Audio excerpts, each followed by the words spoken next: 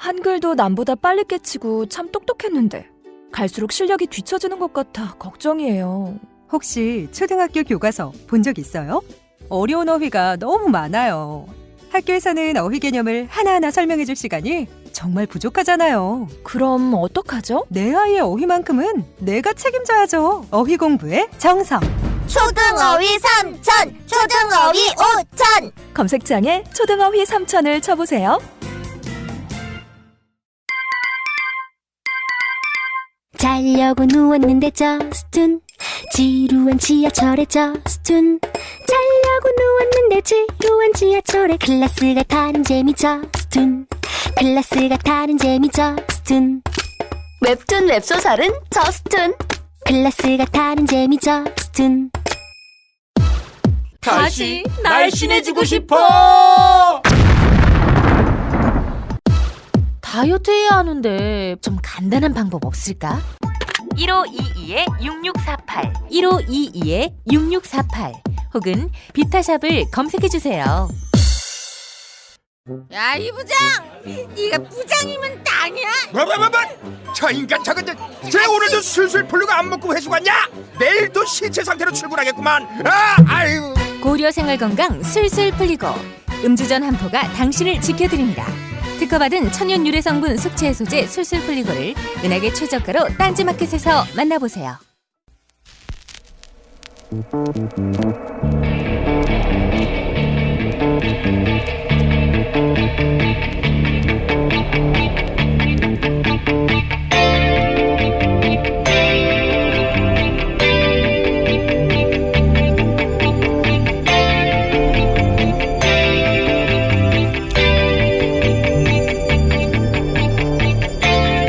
안녕하세요, 김호준입니다. 수리온 헬기부터 F-35 기종 변경 의혹까지 최근 방산비리 의혹들이 연일 보도됩니다. 방산비리는 거론된 액수만 해도 몇백억에서 몇 조에 달하고 하나의 사건에 연루된 사람들만 해도 규모가 대단한 종합비리죠. 어제는 박근혜 전 대통령의 동기였던 장명진 방위산업청장이 감사원에 의해 배임 혐의로 검찰에 수사가 의뢰됐습니다. 이런 대규모 방산비리와 더불어 동시에 척결되길 바라는 것은 아주 작은 것들. 그래서 누구도 크게 신경 쓰지 않아 너무도 오랜 시간 그대로인 것들입니다. 3년 전 국방부 수통 구매 현황만 봐도 10년간 군은 127만 개 수통을 구매해서 60만 장병 각자에게 2개씩 나눠줄 분량을 이미 확보했지만 새 수통은 창고에 두고 베트남전 때 수통을 나눠줬었죠. 사병들이 매일 쓰는 용품 중 이런 목록은 끝도 없습니다. 세계 12 경제대국의 전 세계에서 국방비를 가장 많이 쓰는 나라 톱10에 들어가면서 아프리카 반군 게릴라도 아니고 이게 뭡니까? 신성한 국방의 의무를 얘기합니다.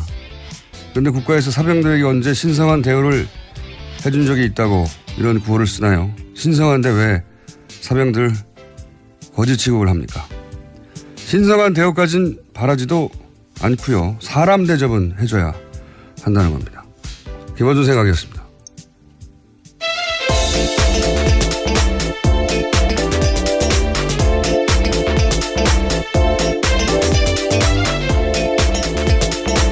시사인의 김은지입니다.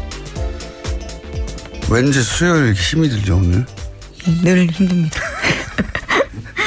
네, 몇 시에 일어나요? 저요? 4시 정도. 그죠. 네. 이렇게 이른 시간에 일어나서. 예, 새벽 4시입니다. 기사를 검색하고. 7시 방송을 한 이후에. 들어가 주무시나요? 네, 바로 회사로 갑니다. 예. 예. 어려운 삶입니다. 자, 첫 뉴스는요? 네, 어제 청와대가 국가안보실과 국정상황실에서 박근혜 정부 시절 문건이 또 나왔다라고 밝혔습니다. 청와대 관계자는 다량의 문건이 발견됐다면서 모두 몇천 건은 될 것이라고 말했는데요.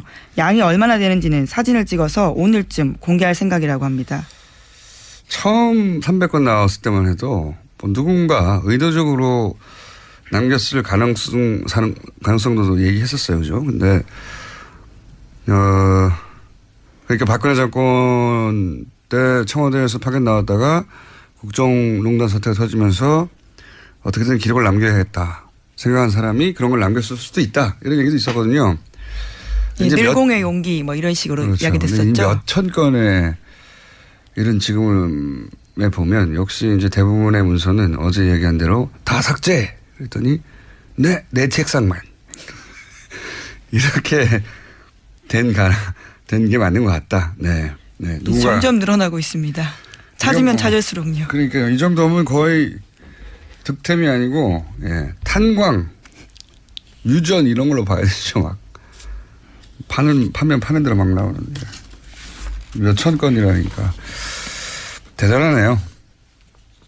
네, 그중에 어떤 기록들이 정말 숨어 있을지 기대가 됩니다. 아직 다 검토도 안 끝났다고 하는데 그중에 일부 내용들이 나오고 있죠. 네. 예, 어제 JTBC가 관련해서 한 건 보도했는데 정무수석실에서 발견된 문서에는 박근혜 정부 청와대가 세월호 특조위 무력화 지시를 내린 내용이 있다고 합니다. JTBC가 사정당국 관계자의 말을 인용해서 보도했는데요. 수석회의를 정리한 회의록에 세월호 특조위를 무력화시키라는 지시가 있었다고 합니다. 특히 언론과 협조해서 일탈행위 등을 부각시켜서 세월호 특조위 자체를 무력화라고 주문했다고 합니다. 이 자리에서 논의된 내용은 비서실장을 통해서 박근혜 전 대통령에게도 보고됐다라고 합니다. 뭐 정무수석들이 정무수석실에서 회의를 한 다음에 자기들만 알고 넘어가지는 않았겠죠. 수석인데 수석은 대통령이 비서니까 당연히 보고가 됐겠죠. 이런 내용이 있다면 사실은 이 지시 그 자체만큼 혹은 어떤 의미에서는 더 중요한 게 그럼 어떤 언론이 어떻게 협조했냐. 예. 청와대의 오더가 실제로 실행이 됐는가 이게 훨씬 더 어떤 의미에서는 중요한 것 같은데요. 왜냐하면 이건 문서라도 있고 지금 뭐 각종 재판을 받고 있으니까요. 김재원 의원이 박근혜 청와 정무수석이었던 적이 있죠. 2014년에 이 당시 새누리당 원내수석 부대표로 있을 때 세월호 특별법 협상을 주도했어요. 김재원 의원이. 근데 김재원 의원이 이런 표현을 당시에 썼습니다. 세월호 특조위가 세금 도둑이다. 네.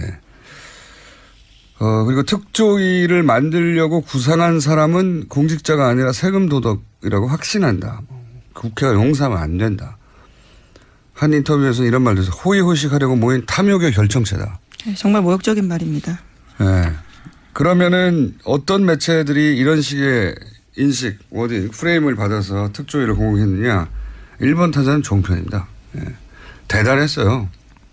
예를 들어서 구체적으로 제가 기억하는 것도 TV조선의 정치 옥타곤이라고 있었어요. 거기 진행자 이병규 씨가 세월호 특조위가 돈을 펑펑 쓴다는 식의 발언을 해서 문제가 크게 된 적이 있어요. 근데 실제로 예산도 집행해주지 않았기 때문에 펑펑 쓸 돈이 없었습니다. 그러니까요. 모든 정편에서 이 돈을 펑펑 썼다는 게 결국 세금 도둑 프레임이거든요. 네. 사실관계에도 맞지 않는 이야기인데요. MBC도 세월호 특조위 세금 도둑 프레임으로 비난 보도를 여러 차례 했고요. KBS도 뭐 특조위가 비즈니스석 출장 간다 비난 보도. 이거 나중에 오보로 밝혀졌는데 실제로는 이코노미석으로 예산을 작성했는데 이 보도를 조선일보가 하고 그걸 받아서 KBS가 보도하고 그러니까 조선일보도 많이 했죠. 뭐 세월호 특조위가 돈을 안 줘서 강제로 종료됐잖아요 나중에.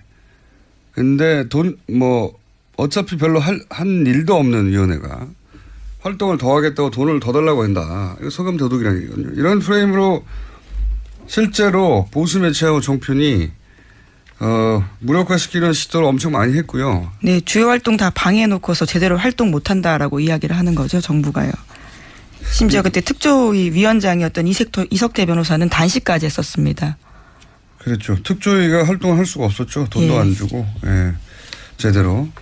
그리고 결국은 돈을 안 줘서 끝내버렸는데 강제로 종료해야 하는데 조사는 아직 할 게 너무 많다고 하는데도 끝내버렸죠. 예.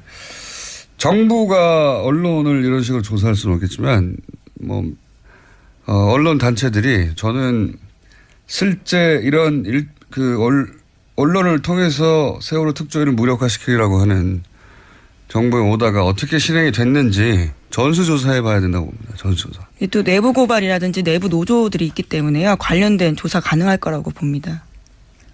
정부가 이럴 수는 없죠. 정부가 언론을 상대로 조사를 할 수는 없으니까 이건 민간단체나 언론단체에서 어렵지 않고 요즘 인터넷이 있기 때문에요. 뒤져보면 다 나오는데 이런 문서가 작성된 시기와 그 직후에 어떤 기사들과 어떤 프레임으로 보도가 있었는지 연관관계를 찾으면 사실은 충분히 찾아낼 수 있다고 봅니다. 예. 참 괴물 같은 정권이에요. 자기 임기 중에 국민들이 죽었는데 비난해가지고 말을 못 붙이게 하려는 거잖아요. 예. 정상적인 사고를 하면 이렇게 할 수 없잖아요. 지금 사고가 나고 사람들이 슬퍼하고 왜 사고가 났는지 알아보려고 하는데 그거를 막으라는 거 아닙니까, 정권이. 괴물 같은 사람들이 있어요, 정말. 자, 다음 수는요. 네, 방위산업 관련 비리 관련해서 계속 조사가 진행 중인데 관련된 뉴스 전해드리겠습니다. 박근혜 정부 청와대가 2013년 초 당시 항공우주산업 그러니까 카이 사장 후보이던 하성룡 대표에 대한 비위 첩보를 접수했지만 인선을 강행했다고 경향신문이 보도했습니다. 2013년 4월 청와대 민정수석실은 당시 카이 사장 후보로 거론되던 하 대표의 횡령 및 비자금 조성 의혹 담긴 진정서를 접수했다고 합니다. 민정수석실 특별감찰반 직원들이 관련 조사도 여러 차례 했다고 하는데요. 하지만 2013년 5월에 사장이 됐습니다. 재질이 아주 나쁜 횡령, 그것도 합치면 26억 정도를 횡령했네요. 네, 관리본부장이었을 때. 네, 비자금도 조성하고 횡령도 하고 그랬습니다. 횡령을 한 다음에 비자금을 조성했겠죠. 착보가 있을 네네. 있고. 어쨌든 카이 사장을 아예 처음부터 횡령 전과가 있는 사람으로 이분이 이제 문고리 3인방과 가깝다는 기사가 나왔었고, 그죠? 예. 문고리 3인방과 가깝다는 거는 이제 대통령과 가깝거나 혹은 최순실 씨와 가깝거나 했을 가능성이 아주 농후하죠. 예. 그리고 그 하성룡 사장이요? 예. 대표를 중심으로 해서 지금 일어난 비리들에 대해서 지금 파헤치고 있는 거죠, 현재. 네, 검찰이 계속 압수수색도 진행하고 있습니다. 카이뿐만 아니라 협력업체 5곳도 압수수색을 했는데 협력업체 같은 경우에는 T사 같은 경우에는요. 하성룡 카이 사장 취임 이후에 설립된 항공장비 개발 업체입니다. 이곳은 하 사장 측근으로 꼽히는 카이 출신 조모 씨가 운영하고 있다고 하고요. 또 다른 협력업체 P사 같은 경우에도 하 사장 측근 업체라고 합니다. 검찰은 카이가 기존 협력업체를 밀어내고 하 사장 측근 업체들에게 일감을 몰아줬다라고 보고 있습니다. 이건 뭐 전형적인, 그러니까 하도급에다가 단가를 부풀려서 입찰이 들어왔는데 그냥 주는 거죠, 영역을. 그런 다음에 그 업체로부터 뒷돈을 받는 거죠. 예. 굉장히 네. 심플하고 전형적인, 항상 하던 방식인데, 여기 대해서 이게 이제 여기서 끝나는 게 아니라 윗선까지 연결된다 하는 정황이 지금 있는 거죠. 네, 또 어제 TV조선이 보도했는데 안종범 전 수석 문자 메시지 관련된 겁니다. 옛 여당 중진 의원, 그러니까 새누리당 중진 의원이 KFX 사업과 관련해서 박근혜 대통령도 잘 아는 카이 하 사장을 만나보라라는 문자를 보냈고요. 여기에 대해서 안종범 전 수석은 이미 만났다, 도움이 됐다 이렇게 답장했다고 합니다. 그러니까 문고리 3인방과 가깝다는 얘기는 했는데, 가깝다는 보도가 있었다는 얘기를 했는데, 여당 중진 의원이 누군지는 모르겠습니다만 박 대통령과도 잘 안다고 카이 사장을 말한 거죠. 그리고 이제 이런 보도도 있어요. BIP 지시사항에 대통령이 산업은행이 KFX 관련해서 카이에 출처 지원하지 않기로 했는데 진위 파악해보라. 이런 이제 대통령 지시사항이 있었다고 하는 거거든요. 몇 줄에. 여태까지 드러난 박근혜 전 대통령은 제가 보기엔 카이가 뭐의 약자인지 모를 뿐이에요. 네. 그리고 카이의 KFX 사업에 사는 자본이 들어가 있다. 이 사실은 더욱 모를 뿐입니다. 근데 그걸 따로 챙겼다는 거는 누군가 그걸 챙겨달라고 했을 가능성이 대단히 높다, 저는 이렇게 보는 거죠. 지시사항 보세요. 사는의 KFX 관련 카이에 대해 출자 지원하지 않기로 했는데 진입하가라. 어려운 지시사항입니다. 많은 것을 알아야 하는 사전에. 지금까지 반복적으로 확인된 바에 의하면 박근혜 전 대통령은 최순실 씨 이해가 직접적으로 관여된 사안에 대해서 관심이 집중됐잖아요, 대부분. 이 KFX는 한마디로 해서 한국이 전투기 개발하자는 사업이거든요, 독자적으로. 그렇죠. 예. 김대중 전 대통령이 2000년인가요? 국산 전투기 개발하겠다 선언하면서 시작된 거예요. 노무현 정부까지 지속되다가 이명박 정부에 이제 예산을 삭감하고 뭐 중단했다가 이어졌다가 아주 난리 부르스였거든요. 그러다가 지금 이번에 검찰고 받는 박근혜 전 대통령의 대학 동기죠. 예. 방사청과 카이가 본 계약을 이 KFX와 관련해서 본 계약을 작년 말에 체결했어요. 제가 알기론. 그리고 이 개발이 언제까지냐면 2026년까지입니다. 앞으로 10여 년간 큰 계약을 맺은 거예요. 큰 계약을. 굉장히 이해관계가 크게 달려있는 사업입니다. 그러니까요. 지금 나오는 39억을 어떻게 했다, 39억에서 92억으로 급성장했다, 이렇게 보면 안 되고요. 예. 이 카이의 어마어마한 큰 KFX 본 계약이 체결됐다.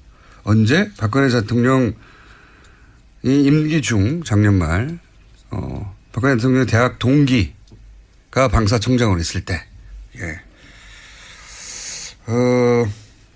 금액이 어마어마한 이제 10년간 계속 가는 거니까요. 안정적으로. 이 과정에서 누군가 돈 냄새를 맡지 않았을 리가 없다. 예. 그 냄새를 맡은 사람과 박근혜 대통령 사이에 어딘가에 최순실 씨가 있을 가능성을 따져볼 필요가 있다. 어딘가에.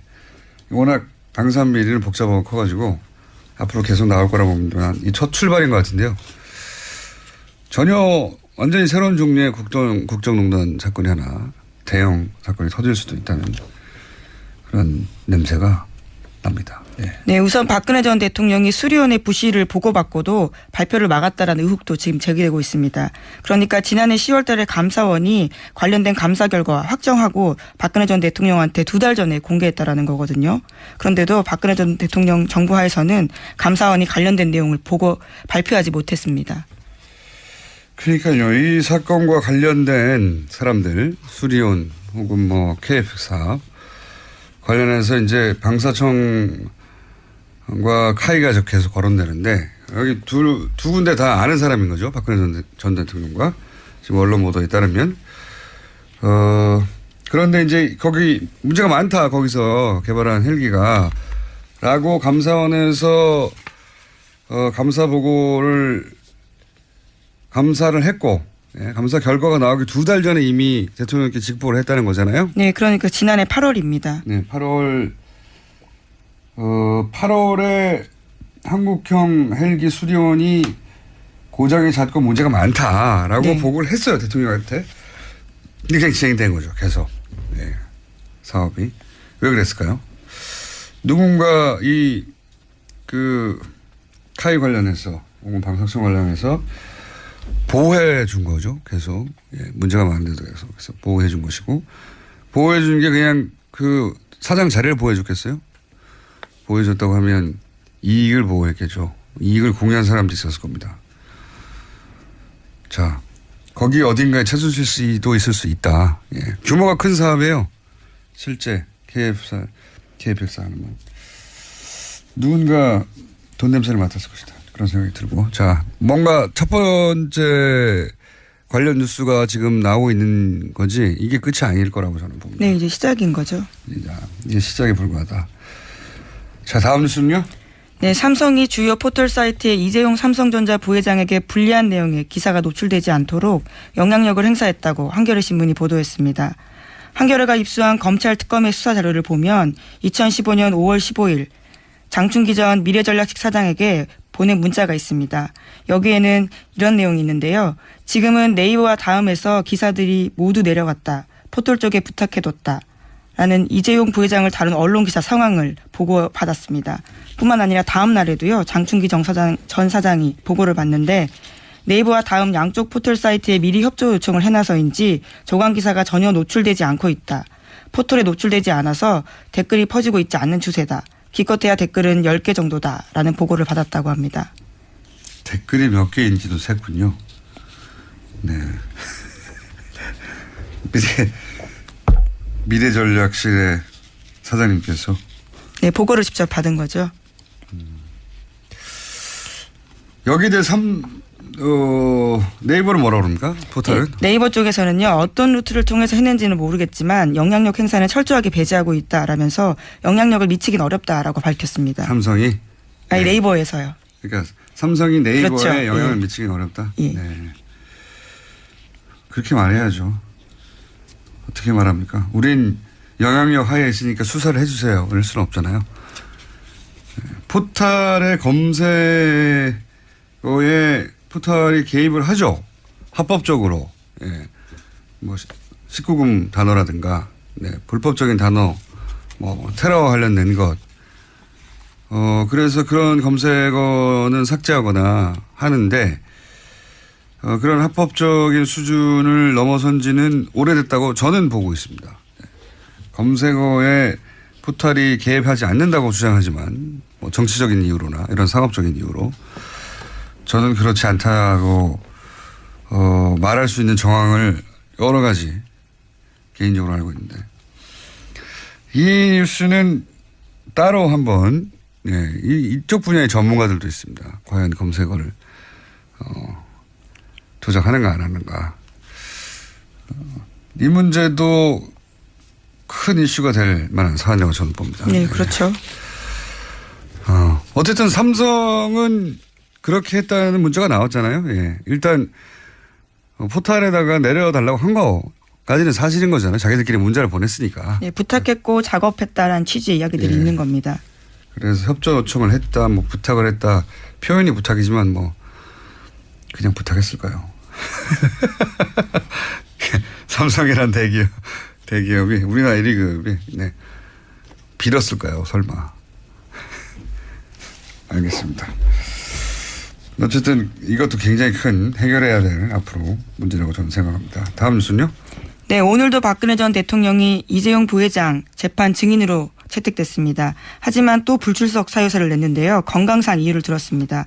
발가락 부상을 호소했던 박근혜 전 대통령은 이번 주 재판 내내 허리를 손으로 짚으면서 고통스러운 표정을 지었습니다. 법원에서는 박 전 대통령 강제로 데리고 나올 수 있도록 구인장 발부했는데요. 물리력을 사용한 계획은 특검에서 없다고 밝혔기 때문에 오늘도 안 나올 가능성이 아주 큽니다.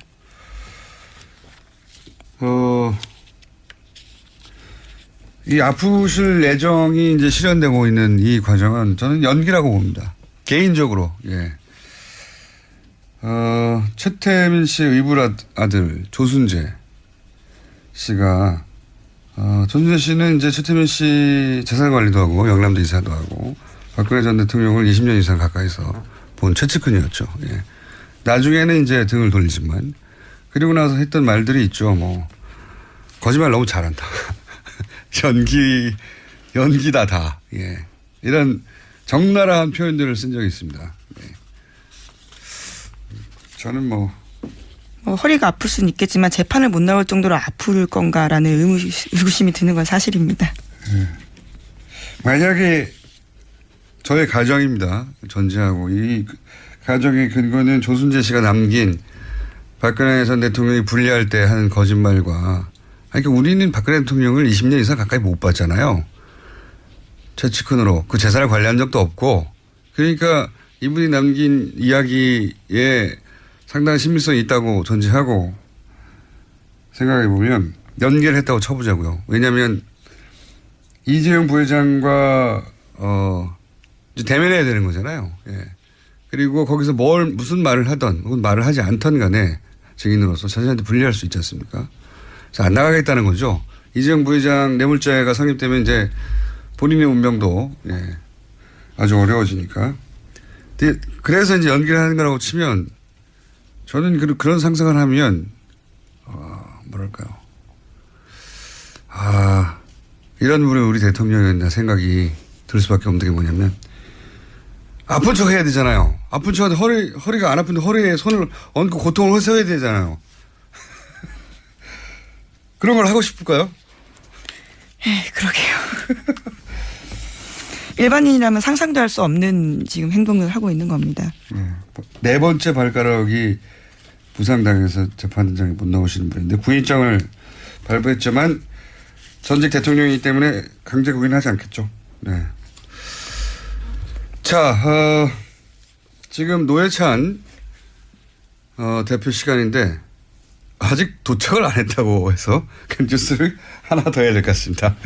끝내려고 막 했더니 저희 PD가 손을 흔들면서 도착을 아직 안 하셨다. 네, 할 뉴스는 몇 개 더 있습니다. 그렇군요. 자, 네.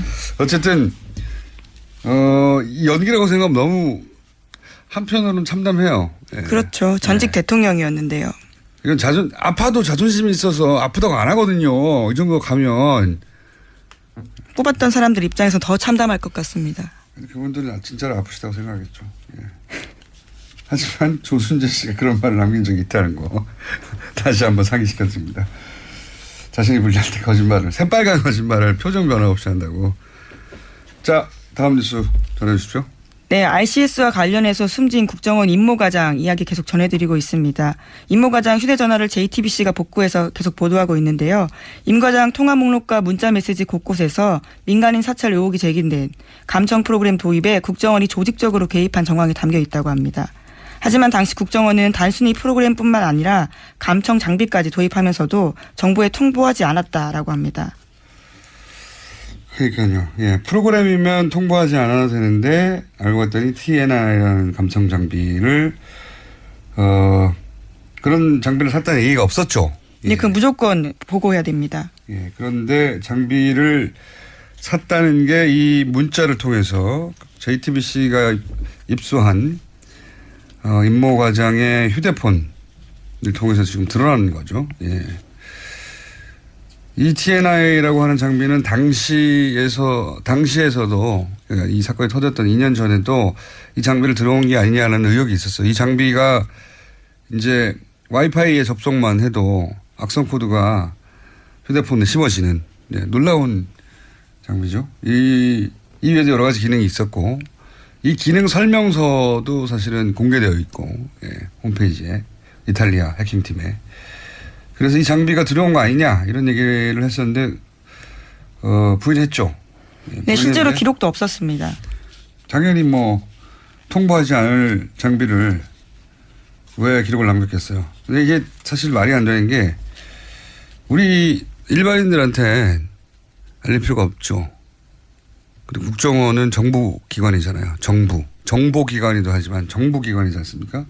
다른 데는 보고를 안 해도 해당 보고해야 될 정부 부처에나 여기는 보고를 해야죠.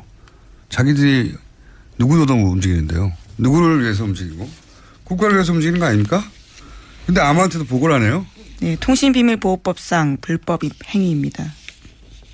그게 이제 이런 문자를 통해서 이제 물론 이런 게 나와도 또 다른 장비라고 할 거예요. 네, 국정원에서는 항상 빠져나가니까. 어쨌든 임 과장의 휴대폰에서 그런 문자가 나왔다.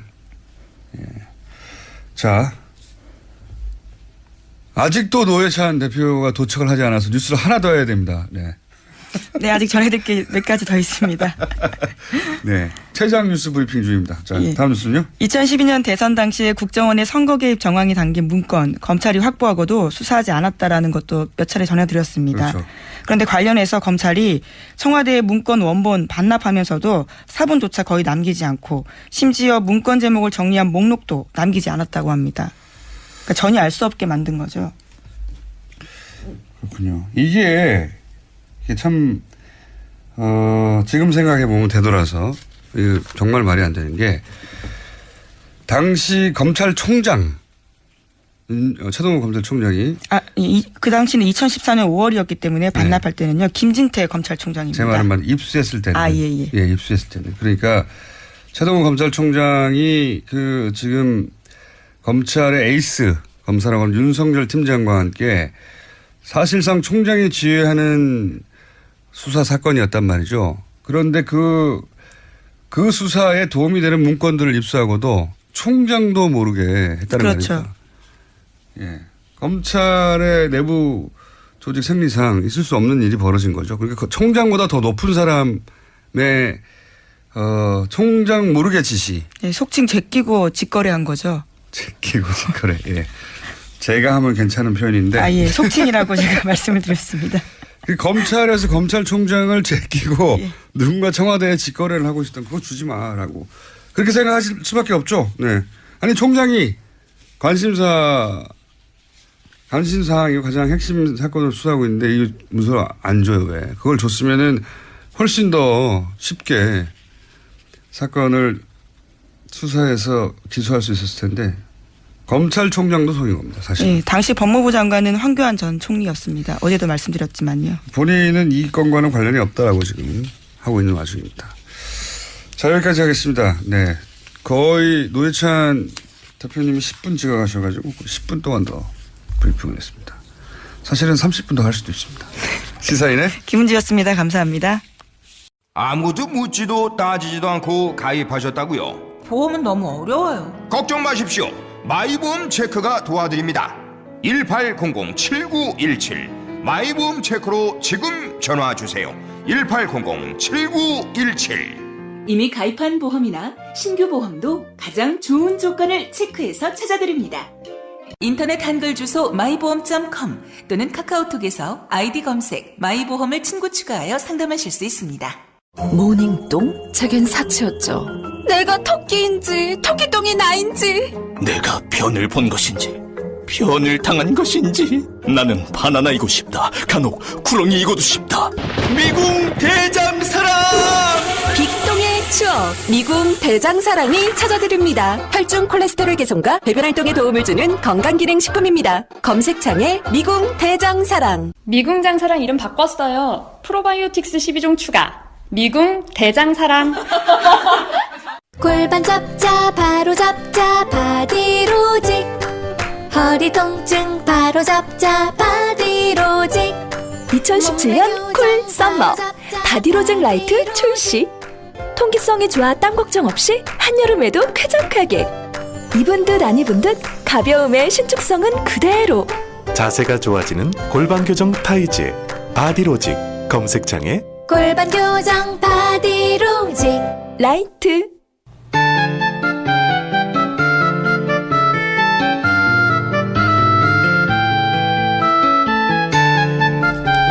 자, 최근 뉴스공장의 가장 핫한 코너로 급부상한, 네. 말씀만 하시면 지면 이사뿐만 아니라 온갖 방송에서 목소리를 따서 쓰고 있습니다. 노르가즘 노회찬 정의당 원내대표 나오셨습니다. 네, 안녕하십니까. 본인의 급상승하고 있는 인기를 실감하십니까? 처음부터 높았는데요. 물론 높긴 했지만 최근에 좀 더 높아진 걸 피부로 못 느끼고. 아, 예. 뉴스공장 덕분이죠, 뭐. 예. 좋은 공장 만나가지고. 좋은 공장 만나가지고. 아니, 방송만 하고 나면, 예. 지면 기사만 나오는 게 아니라 여기저기서 등장하시더라고요. 목소리가. 예. 노회찬 대표가 이런 말을 했다며. 예. 틀어놓고 같이 깔깔거리며. 자, 오늘도 뭐 일주일 사건 사고가 많습니다. 우선, 홍준표 자유한국당 대표가 이 영수회담에 안 가겠다고 결국 다들 뭐라고 했는데 결국 불참하는 것으로 결정을 한 것 같아요. 예. 1, 2, 3중대 데리고 국민들 상대로 정치소를 벌여도 우리는 우리의 갈 길을 간다. 그래서 청와대를 안 만나겠다. 이렇게 얘기를 했습니다. 어떻게 평가하십니까? 예, 뭐 평가할 만한 일은 아닌데. 예. 예. 요즘에 뭐 혼밥이 유행이라고는 하지만은. 혼밥이 제가 볼 때 좀 더 대접을 받고 싶다는 뜻 아닐까요? 뭐 만일에 혼자 불렀으면은 아마 갔을 거예요. 혼자 불렀으면. 뭐 안 가는 이유로다가 한미 FTA가 어떻고 뭐 이런 여러 가지 말이 안 되는 명분들 되지만은 그건 진실한 이유는 아닐 것이고 만일에 이제 혼자 불렀으면 가는데 여러 명 부르는 중에 끼니까 원 오브 댐 싫다. 뭐 이렇게 좀 자기 과시. 사실 이게 자기 과시 욕구라는 게 어떻게 보면 자기 열등감의 표출이거든요. 그러니까 그 좀 열등감에서 벗어나기를 좀 바랍니다. 홍준표 대표 요새 언론 인터뷰를 안 해가지고요. 네. 진심을 물어보고 싶은데 저희가 꼭 물어보도록 하겠습니다. 예. 예. 혹시 열등감에 발로였나요? 발끈하시겠죠. 하지만 꼭 물어보겠습니다. 자, 그렇게 불참을 했고 어제 오늘 가장 핫한 뉴스는 이겁니다. 예. 민정수석, 정무수석, 국정상황, 안보실 처음에는 300건 나왔다고 했을 때만 해도 야 300건이나 나왔어?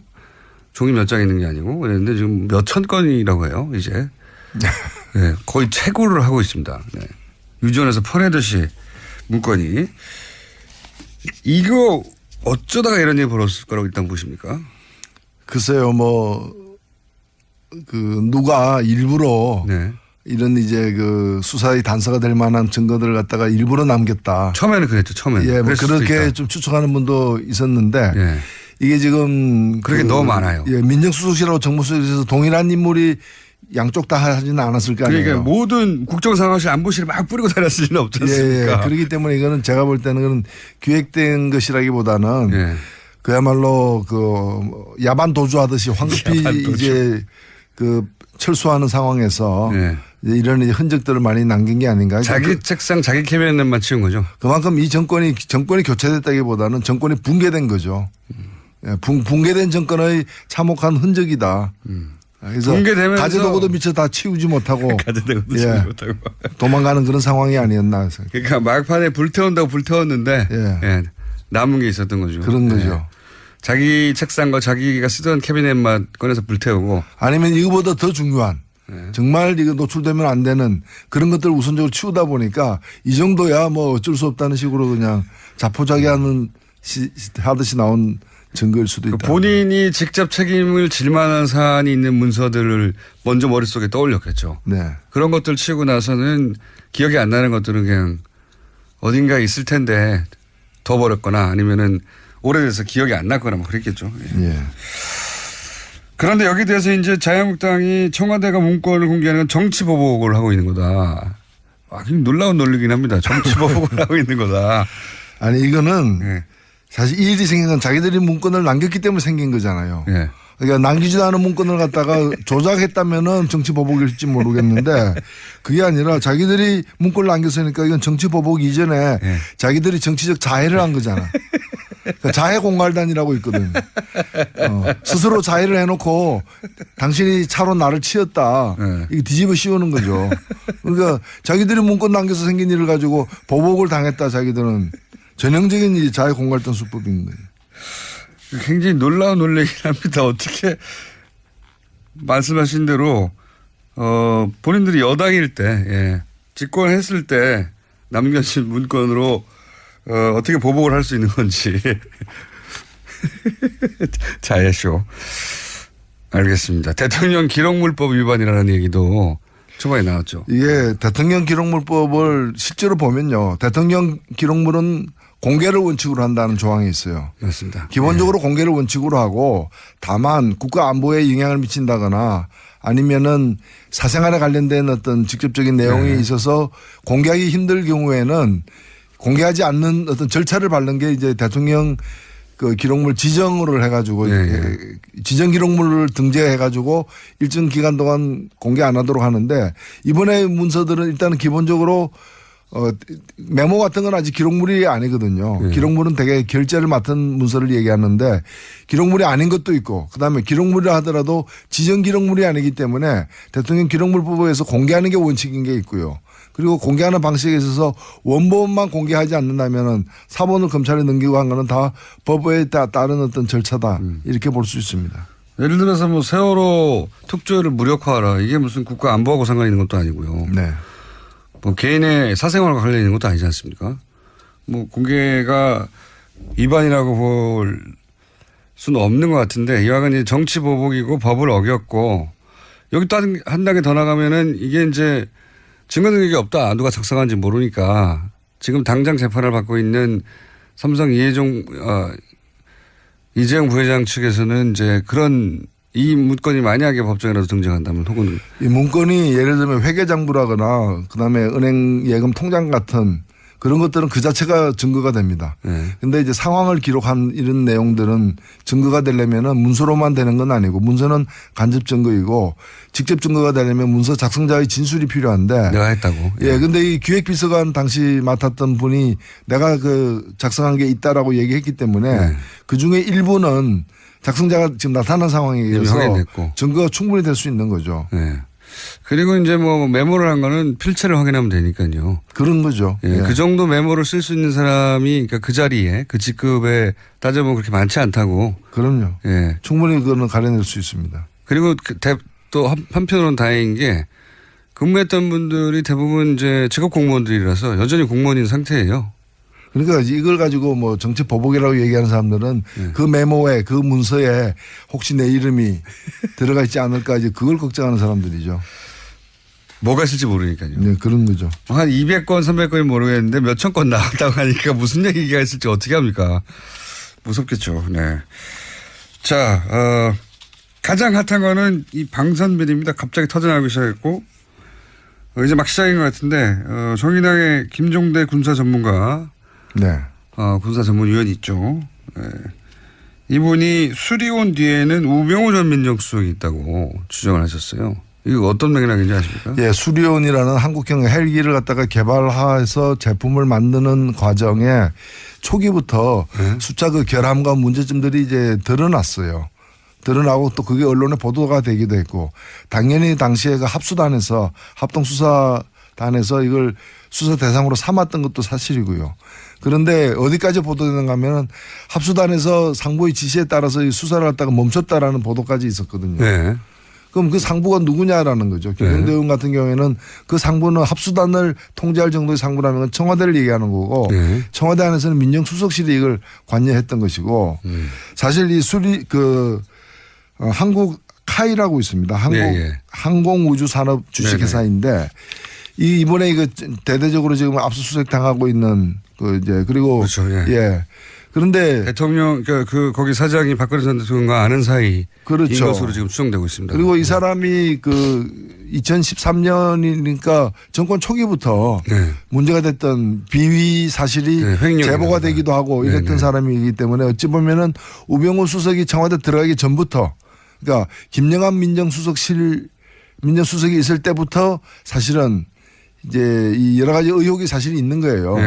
그때 민정수석실에서 조사를 했을 텐데 그 조사가 왜 묵살됐는가 혹은 제대로 이제 파헤쳐지지 않았는가에 대한 의문이 지금 있고 이것이 다 현재 수사 대상이 돼야 되는 거죠. 횡령을 뭐 10억대 이상 했는데도 임명되는 거는 사실상 일반적으로는 불가능하죠. 네. 그런데도 임명됐다고 문고리 300만과 가깝다 혹은 안종범 전 수석의 문자를 보면 이제 대통령과 잘 아는 사이인 것으로 추정되는 문자도 나오고요. 이 방산비리 문제는 현 정부가 처음 꺼낸 건 아닙니다. 방산비리는 정말 이적 행위인 것이고요. 이걸 갖다 수사해야 된다는 거는 박근혜 대통령 시절에도 얘기된 거예요. 그전에도 얘기됐고 항상 얘기됩니다. 항상 얘기됐는데 지금으로 볼 때는 정권 차원에서 은폐하거나 정권 차원에서 이걸 갖다가 감추려는 어떤 비리에 이제 정권 차원에서 비리에 가담하지 않은 이상 일이 이렇게까지 올 수는 없었다는 점에서 방산비리를 척결한 게 아니라 청와대가 방산비리와 함께한 거죠 지금. 협치한 거죠. 방산비리와 협력을 하면서 나라를 통치한 거죠. 방산비리와 협치했다는 표현이 확 와닿네요. 방산비리와 협치했다는 표현 굉장히 신선하네요. 방산비리와 정말 협치를 하지 않으면 그러니까 방산비리 파헤치니까 밥 먹으러 안 간다고 하는 거죠.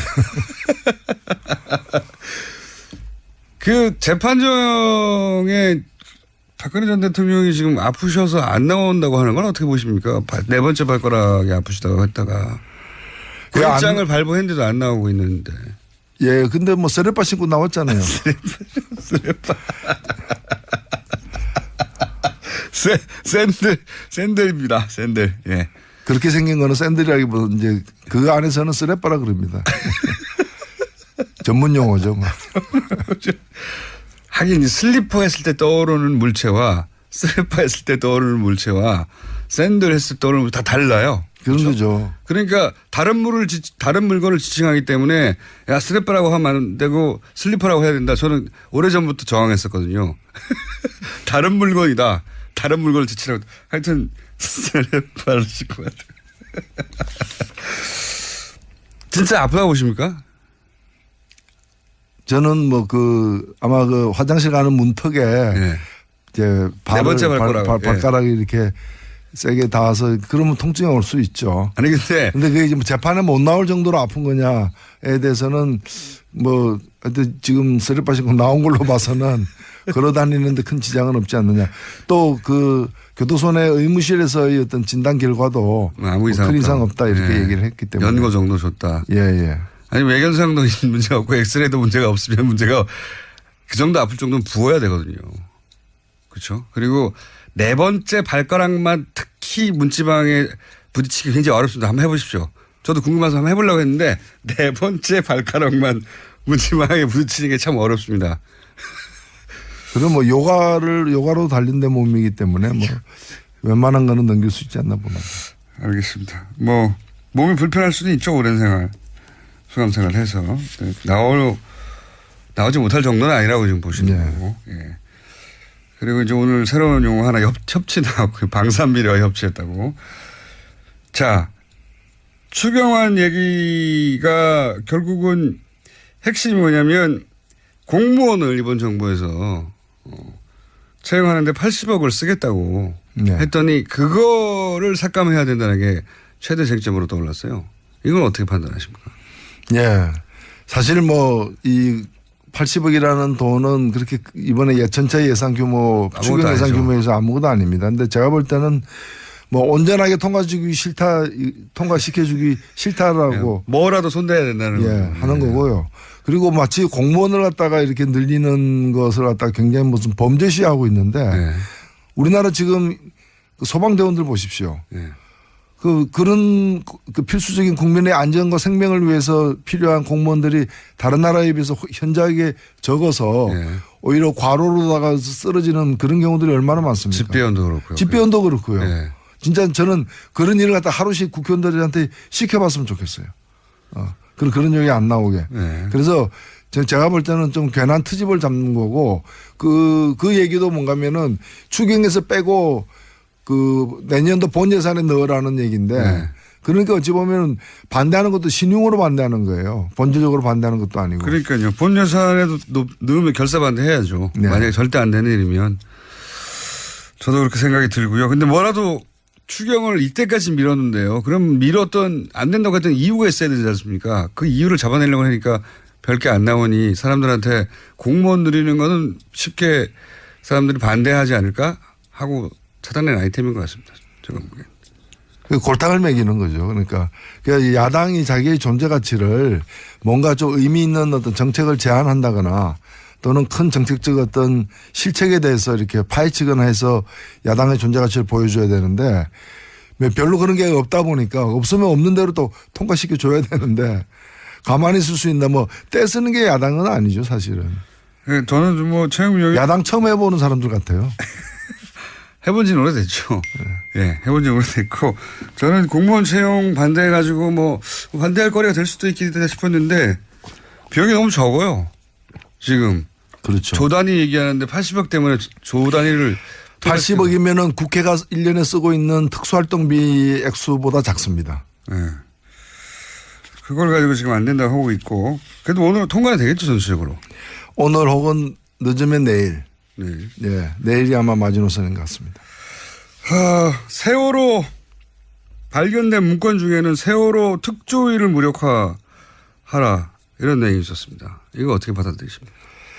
뭐 더 구체적인 내용은 들여다봐야 알겠지만은 아마도 그 세월호 유가족들 특조위에 관련된 유가족들이 회식하고 나오다가 이렇게 다른 취객하고 이렇게 시비가 붙은 일이 있었죠. 맞습니다. 국회의원도 관련돼야 되고 그 사건을 갖다 키워라는 뜻이에요. 맞습니다. 그러니까 이제 참 정부가 정권 안보를 위해서 별짓을 다 한 거죠. 시조를 하고요. 그리고 이걸 하는데 언론을 동원시킨 거예요. 저는 이런 부분을 더 좀 파헤칠 필요가 있다고 맞습니다. 봅니다. 언론한테 어떻게 시킨 건지 도대체. 그렇죠. 어떤 언론이 그러니까 이제 사건을 갖다가 이렇게 크게 이제 부풀리는데 이제 언론과 협치를 또 한 거죠. 저는 정부에서 이렇게 생각하는 사람이 있을 수는 있지만 거기에 보조를 맞춰주는 언론이 없으면 이게 실행이 안 되는 거잖아요. 그렇죠. 근데 실행이 됐다는 얘기거든요. 언론에게 무엇을 줬으며 무엇을 받았는지. 왜 이거는 언론이 협치를 했는가 정권과. 그 언론이 청와대를 취재 대상으로 삼을 수는 있지만 이거는 청와대가 언론한테 오더를 한 거란 말이죠. 취재가 아니잖아요. 이게 어떻게 실행됐는지 따지는 것도 저는 굉장히 중요한 거라고 보고. 그리고 박근혜 전 대통령이 이제 마지막으로 1분밖에 안 남았는데 10분 늦게 오셔서 이렇게 된 거 아닙니까? 침대를 어떻게 처리할까? 이거 굉장히 화제입니다. 빅뉴스는 아닌데 화제는 화제예요. 이 침대를 어떻게 해결해야 됩니까? 고급 침대가 남았는데 이게 일반에 쓰기에도 뭐 적절치 않고 대통령이 쓰던 침대인데 그리고 사용 연한이 있다면서요. 그거가 다 지나려면 몇 년 남았는데 하지.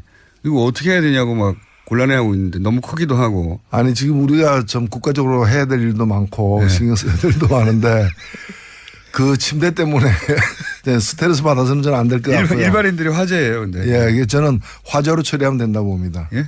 그냥 태워버리면 되죠. 네. 그걸 이제 폐기 처분하는 절차를 밟아가지고 사용기한이 남았다 하더라도 그냥 폐기 그렇잖아요. 그건 누가 딱지 붙여서 동사무소에 보내면 되죠. 아니 그게 누가 가져가겠습니까? 아니 괜히 또 이상한 사람들이 갖고 와서 또 그걸 또 고가에 또 주고받을 수도 있고. 왜 쳐야 돼요, 그렇습니다. 예, 화재로 처리합시다.